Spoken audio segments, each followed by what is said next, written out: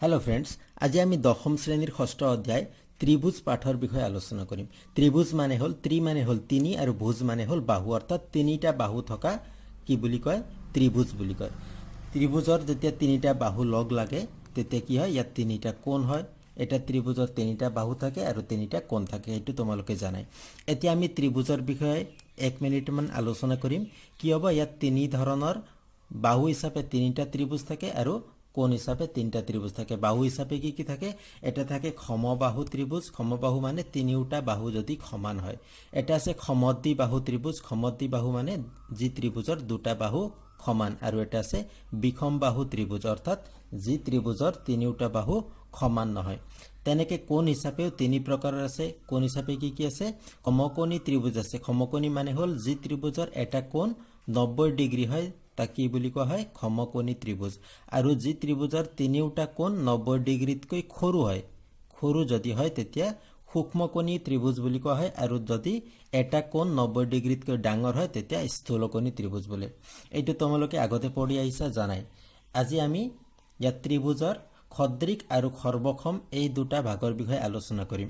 প্ৰথমতে আমি জানিব লাগিব সৰ্বসম আৰু সদৃশ কি হয়। ইয়াত আমি লিখিছো সৰ্বসম, সৰ্বসম আৰু সদৃশ। সদৃশ সৰ্বসম মানে হল একে থাকিব লাগিব, দুটা একে থাকিব লাগিব, অৰ্থাৎ তাৰ আকৃতি আৰু আকাৰ একে হ'ব লাগিব। কিন্তু সদৃশ হ'বৰ কাৰণে আকৃতি একে হ'ব লাগিব, কিন্তু আকাৰ একে হোৱাৰ প্ৰয়োজন নাই। এই দুটা ছবি চোৱা। ইয়াত তিনিওটা বাহু 3 সেন্টিমিটাৰ আছে। এই ত্ৰিভুজতো তিনিওটা বাহু 3 সেন্টিমিটাৰ আছে। আৰু ভিতৰত যদি কোণ চাওঁ আমি, ইয়াত 65, 65, 50, ইয়াতো 65, 65 আৰু 50, অৰ্থাৎ বাহু তিনিওটা কি আছে? বেলেগ ত্ৰিভুজৰ তিনিওটা বাহুৰ লগত সমান আছে, অৰ্থাৎ অনুৰূপ বাহুবোৰো সমান আছে। আৰু অনুৰূপ কোণ, অৰ্থাৎ ইয়াত আছে 65, ইয়াতো 65, ইয়াতো একে আছে, এই দুটা একে হয়। ইয়াত 50 আছে, ইয়াতো 50 আছে, অৰ্থাৎ অনুৰূপ কোণবোৰো সমান আছে আৰু বাহুবোৰো সমান আছে। গতিকে তাক আমি কি বুলি ক'ম? সৰ্বসম বুলি ক'ম। যদি একেবাৰে মিলি আছে তেতিয়া, আৰু দেখাতো যদি একে হয় তেতিয়া সৰ্বসম হয়। আৰু সদৃশ মানে হল যদি ত্ৰিভুজ দুটা কি হ'ব? দেখাত একে হ'ব লাগিব। চোৱা, এই তলৰ চিত্ৰটো চোৱা। ইয়াত কি আছে?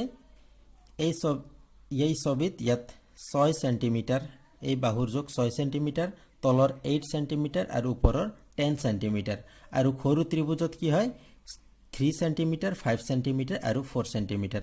এতিয়া এই বাহুৰ অনুৰূপ ইয়াত যদি তোমালোকে এ বি চি দিওঁ আৰু ইয়াত ডি ই এফ দিওঁ, তেতিয়া এ বি বাহুৰ অনুৰূপ বাহু কি হয়? ডি ই হয়। এতিয়া ইয়াত আছে 6 সেন্টিমিটাৰ, ইয়াত আছে 3 সেন্টিমিটাৰ, অৰ্থাৎ আধা হৈ আছে। ঠিক তেনেদৰে বি চি বাহুৰ অনুৰূপ বাহু কি হয়? ই এফ হয়। ইয়াত 8 সেন্টিমিটাৰ আছে, ইয়াত তাৰ আধা 4 আছে। তেনেকে এ চিৰ অনুৰূপ কি হয়? ডি এফ, ইয়াত আছে 10 সেন্টিমিটাৰ, ইয়াত আছে 5 সেন্টিমিটাৰ, অৰ্থাৎ আধা হয়। এতিয়া যদি আধা হয় তেতিয়াহ'লে তাক আমি সদৃশ বুলি ক'ব পাৰোঁ। কিন্তু তাৰ আগতে আৰু এটা কি হ'ব লাগিব? ইয়াৰ কোণবোৰ সমান হ'ব লাগিব। আমি বাহুবোৰ তাৰ আধা বা 3 গুণ কম, অৰ্থাৎ অনুপাতত সমান হ'ব লাগিব আৰু কোণ সমান হ'ব লাগিব। ইয়াত 60 ডিগ্ৰী আছে, ইয়াতো 60 আছে, ইয়াত আছে 80 ডিগ্ৰী, ইয়াতো 80 ডিগ্ৰী আছে, আৰু এই কোণটো 40 ডিগ্ৰী, ইয়াতো 40 ডিগ্ৰী আছে। অৰ্থাৎ কোণ তিনিওটা সমান আছে, অনুৰূপ কোণবোৰ সমান আছে। আৰু বাহু তিনিটা সমান নাই, কিন্তু কি আছে? আধা হৈ আছে। আধা অৰ্থাৎ সমান অনুপাতত আছে। অনুপাত সমান মানে কি হয়? আমি কি কৰিব পাৰোঁ? যদি আমি এই দুটা ত্রিভুজ চাওঁ তেতিয়া A B by D E, এই দুটা কি হয়? অনুৰূপ বাহু সমান। এই দুটা বাহু যদি লিখোঁ কি হ'ব? A C by D F, D F সমান তলৰটো কি হয়? B C by E F সমান হ'ব, অৰ্থাৎ এইটো অনুপাতত সমান হৈ আছে। গতিকে এনেকুৱা যদি ত্রিভুজ থাকে তেতিয়া আমি সিহঁতক কি বুলি কওঁ? সদৃশ বুলি কওঁ। আৰু তলত দুটা ছবি আছে চোৱা। ইয়াত 4 সেন্টিমিটাৰ আছে, ইয়াতো 4 সেন্টিমিটাৰ অনুৰূপ বাহু, তলত 5 আছে, ইয়াতো 5 আছে, ইয়াত 6, ইয়াতো 6 সেন্টিমিটাৰ, অৰ্থাৎ তিনিওটা বাহুৰ অনুৰূপ সমান আছে। আৰু ইয়াত চোৱা কোণ, ইয়াত 50 আছে, ইয়াত 45, 75, ইয়াত 80, ইয়াত 55, ইয়াতো 55।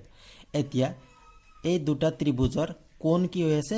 সমান নাই, অনুৰূপ কোণবোৰ সমান হোৱা নাই। গতিকে এই দুটা ত্ৰিভুজ কি হয়?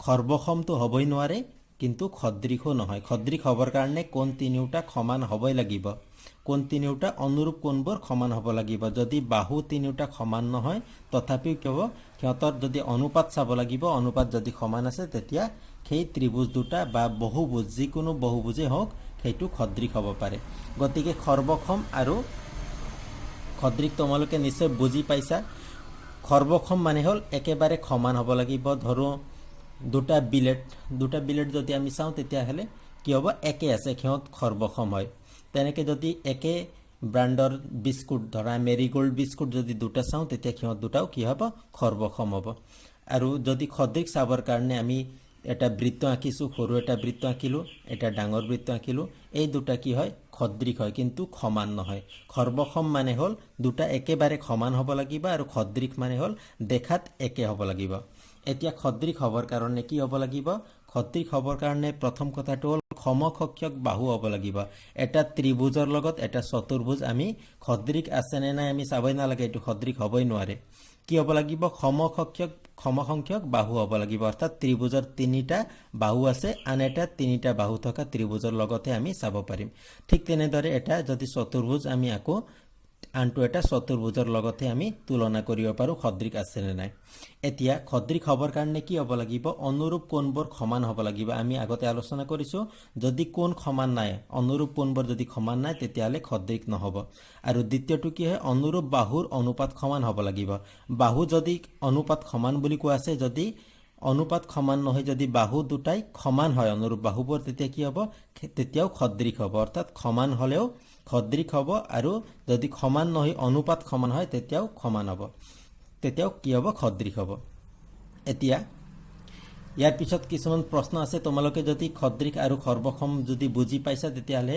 অনুশীলনী 6.1ৰ প্ৰশ্নখিনি কৰিব পাৰিবা এতিয়া আমি 6.1ৰ প্ৰশ্নখিনি চাওঁ ইয়াত খালী ঠাই পূৰাব কৈছে ইয়াত প্ৰশ্ন আছে সকলোবোৰ বৃত্ত কি হয় বৃত্ত আমি সৰু আঁকো বা ডাঙৰ আঁকো ইয়াত বাহু নাই গতিকে কি হ'ব ইহঁত অনুপাত সমান হ'বই লাগিব কাৰণ এটা বৃত্তৰ কি হ'ব ইয়াৰ ব্যাসাৰ্ধ থাকিব আৰু যদি ব্যাসাৰ্ধ কি হয় এই সৰু বৃত্তৰ ব্যাসাৰ্ধ কম হয় ডাঙৰ বৃত্তৰ ব্যাসাৰ্ধ কি হয় বেছি হয় কিন্তু ইহঁতৰ এটা নিৰ্দিষ্ট অনুপাত আছে যাক আমি তোমালোকে পৰিধি পাবলৈ আমি কি কৰিব লাগিব 2πr এই বৃত্তৰ ক্ষেত্ৰতো পৰিধি কি হয় 2πr এই বৃত্তৰ ক্ষেত্ৰতো পৰিধি 2πr অৰ্থাৎ কি হ'ব এই দুটা বৃত্ত খদ্ৰিক হ'ব আমি ইয়াত লিখিব লাগিব খদ্ৰিক বুলি এতিয়া দ্বিতীয় প্ৰশ্ন চোৱা সকলোবোৰ বৰ্গ কি হয় বৰ্গ দুটা যদি আমি আঁকো তেতিয়া কি হ'ব বৰ্গৰ চাৰিওটা বাহু সমান হয় আৰু এই বৰ্গৰো কি হ'ব চাৰিওটা বাহু সমান হ'বই লাগিব গতিকে ইহঁতৰ সমান অনুপাত থাকিব লাগিব যদি দেখাত ইহঁত সমান নহয় তথাপিও ইহঁতৰ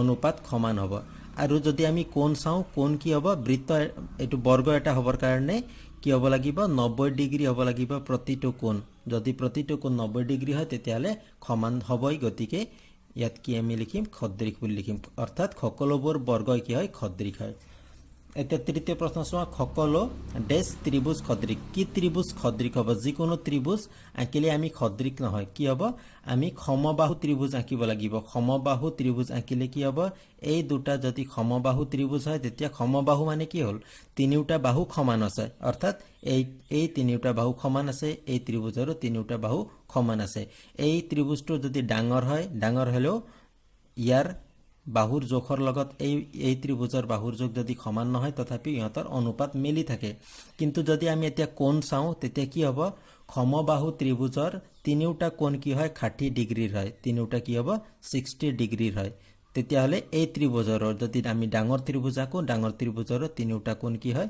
60 ডিগ্ৰী হয় কি ত্ৰিভুজৰ ক্ষেত্ৰত সমবাহু ত্ৰিভুজৰ ক্ষেত্ৰত গতিকে সকলো ইয়াত হ'ব সমবাহু ত্ৰিভুজ কি হয় খদ্ৰিক হয় এতিয়া 4 নম্বৰত কি আছে সমান সংখ্যক বাহু থকা দুটা বহুভুজ খদ্ৰিক হ'ব যদি সিহঁতৰ অনুৰূপ কোণ সদায় কি হ'ব লাগিব সমান হ'বই লাগিব ইয়াত অনুপাত সমান হ'লে নহ'ব সিহঁতৰ কোণবোৰ কি হ'ব লাগিব সমান হ'ব লাগিব আৰু সিহঁতৰ অনুৰূপ বাহুবোৰ কি হ'ব লাগিব সমান হ'লে হ'ব বা সমানুপাত হ'ব লাগিব দুটা ক্ষেত্ৰতে খদ্ৰিক হ'ব ইয়াত আমি সমানুপাত লিখিম যেহেতু অপচনত কি আছে সমান আৰু সমানুপাত বুলি দিয়া আছে এতিয়া দ্বিতীয় প্ৰশ্ন চোৱা 2 নম্বৰ প্ৰশ্নত কোৱা আছে দুটা ভিন্ন উদাহৰণ দিয়া কিহৰ খদ্ৰিক আৰু অখদ্ৰিকৰ এতিয়া খদ্ৰিক কি হ'ব আমি ইয়াত পাইছোঁই গতিকে ইয়াৰ পৰা আমি উদাহৰণ দিব পাৰোঁ এটা উদাহৰণ আমি খদ্ৰিখৰ দিম খদ্ৰিখৰ কি হ'ব সমবাহু ত্ৰিভুজ এটা সমবাহু ত্ৰিভুজ দুটা যিকোনো সমবাহু ত্ৰিভুজ আমি চালে কি হ'ব সেইটো খদ্ৰিখ হ'ব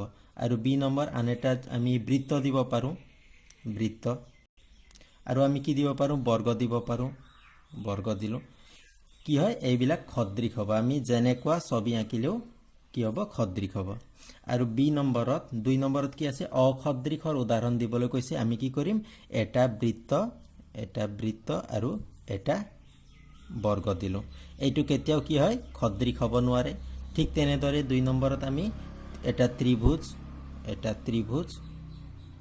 আৰু এটা চতুৰ্ভুজ দিব পাৰোঁ চতুৰ্ভুজ যদি বাহু নিমিলে তেতিয়া কি হ'ব খদ্ৰিখ হ'ব নোৱাৰে গতিকে আমি দুটাকে উদাহৰণ দি আছে দুটাকে উদাহৰণ দিলোঁ এতিয়া তৃতীয় প্ৰশ্নত ছবি এটা আছে ছবিত কি আছে ছবি এনেকুৱা ধৰণৰ আছে এটা কি হয় বৰ্গ হয় দ্বিতীয় ছবিটো বৰ্গ হয় আৰু প্ৰথম ছবিটো কি হয় ৰম্বাসৰ নিচিনা আছে ইয়াত কি দিয়া আছে 1.5 সেন্টিমিটাৰ আছে চাৰিওটাৰে আৰু দ্বিতীয় ছবিত 3 সেন্টিমিটাৰ আছে অৰ্থাৎ এই ছবিত থকা বাহুৰ দুগুণ হৈ আছে ইয়াৰ অনুৰূপ বাহুবোৰ সমান হোৱা নাই কি আছে দুগুণ হৈ আছে অৰ্থাৎ অনুপাতত মিলি আছে যদি অনুপাতত মিলে তেতিয়া কি হ'ব খদ্ৰিখ হ'ব কিন্তু আমি কি চাব লাগিব ইয়াৰ কোণবোৰ সমান আছে নাই চাব লাগিব এই কোণবোৰ এই কোণটো আৰু এই কোণটো সমান আছে নাই কেনেকৈ জানিম বৰ্গৰ চাৰিওটা কোণ কি হয় 90 ডিগ্ৰীৰ হয় 90 ডিগ্ৰী আৰু এইটো যেহেতু সিধা নাই তোমালোকে লম্ব আঁকিছা ইয়াৰ আগত জ্যামিতিত প্ৰশ্ন উত্তৰ কৰোঁতে ই লম্ব হৈ থকা নাই গতিকে আমি জানো যে এইটো 90 ডিগ্ৰী নহয় যেহেতু ই 90 ডিগ্ৰী নহয় গতিকে ইয়াৰ লগত সমান নহয় গতিকে কি হ'ব ই খদ্ৰিখ হ'ব নোৱাৰে গতিকে ইয়াৰ এনসাৰ আমি কি লিখিম ই খদ্ৰিখ নহয় কাৰণ অনুৰূপ কোণবোৰ সমান নহয় গতিকে আমি তৃতীয় এনসাৰটো 3 নম্বৰ এনসাৰ কি লিখিম খদ্ৰিখ নহয় এই চিত্ৰ দুটা খদ্ৰিখ নহয় বুলি পালোঁ আশা কৰিছোঁ তোমালোকে বুজি পাইছা যদি কিবা অসুবিধা পাইছা তেতিয়াহ'লে কমেণ্ট কৰি ক'বা থেংক ইউ